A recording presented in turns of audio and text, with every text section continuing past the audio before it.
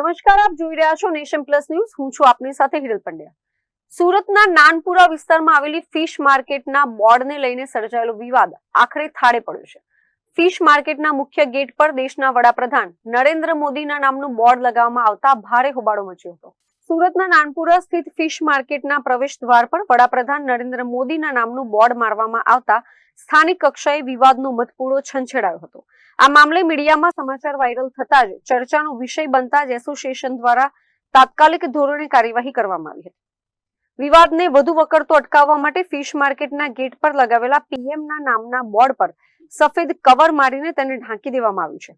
સમગ્ર ઘટનાક્રમ બાદ એસોસિએશન દ્વારા આ મામલે યોગ્ય અને સત્તાવાર મંજૂરી મેળવવા માટે સુરત મહાનગરપાલિકાને લેખિતમાં પત્ર પાઠવવામાં આવ્યો છે.